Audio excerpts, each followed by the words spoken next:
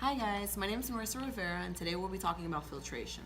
Filtration is when low energy photons are removed from the primary X-ray beam. Aluminum or aluminum equivalent are the two materials used for filtration. The main purpose of filtration is to reduce patient dose. Let's go on over to the lab and I'll talk about the two different types of filtration. Alright, so we're in the lab, we're going to go inside the X-ray room and I'm going to show you the different types of filters that we have. Just follow me.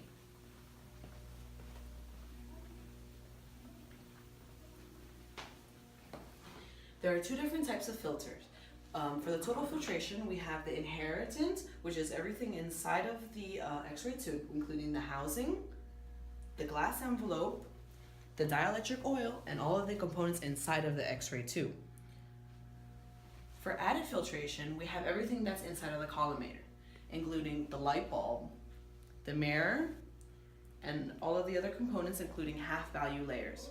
Half-value layers are layers of aluminum which reduce the X-ray intensity by half. So inside of the added filtration, we also have something called compensate filters. This includes trough, wedge, and Furlick filters. Although we're not responsible for changing these, it's important to know what they are and exactly what they do. Let's go over to the classroom and we'll go into more into depth about what they are. Okay, so I'm going to talk about the different types of compensating filters that we have. We have the wedge filter, which is thinner on one side and thicker on the other. Filtration is very important because it lowers the patient dosage from exposure. If we get an X-ray where you can't see all the anatomy, you have to repeat the X-ray and you expose the patient an unnecessary amount of times. So this is the wedge filter. It's thin on one side, thick on the other. What you do is you put the thicker side over by the thinner part of the anatomy, as a foot, such as a foot, towards the toes, and the thinner part by the thicker part. What it would look like in the X-ray is like this. This is with no filtration. As you can see, the distal phalanges are burnt out, but when you have the filter, it corrects it and you can see all of the anatomy. All right, this is a trough filter. Not actually a trough filter, but the representation of a trough filter.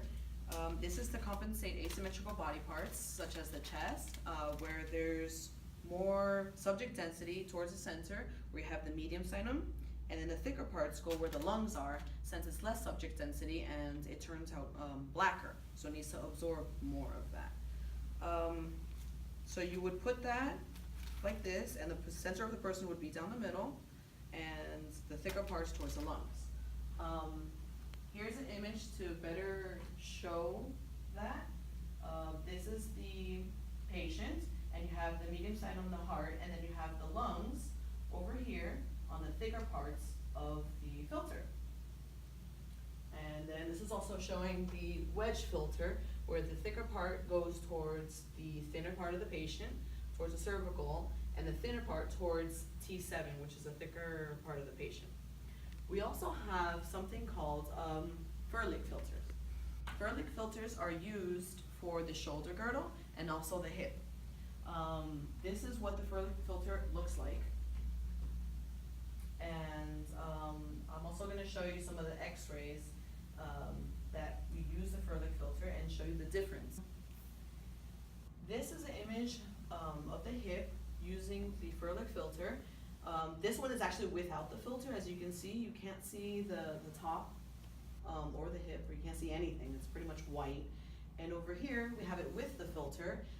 For post-op, this is really important because you want to see how the hardware fits into the socket. So now I'm going to talk about half-value layers. Half-value layers are thin sheets of aluminum that cut the primary beam intensity in half. Okay, so say we have 300 millirancor.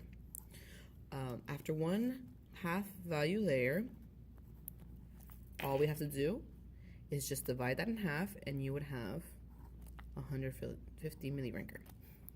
So let's say we have 3 half-value layers, we would have to do it 3 times. So 150, and with 2 half-value layers, it would be 75 millirancor. With 3, we would divide that again, and you would end up with 37.5 millirancor. so we talked about filtration in this video, and I hope you guys actually learned something. The NRCP recommends that there be at least a 2.5 millimeter aluminum or aluminum equivalent in the filtration. We learned about inheritant and added filtration, and thank you for watching.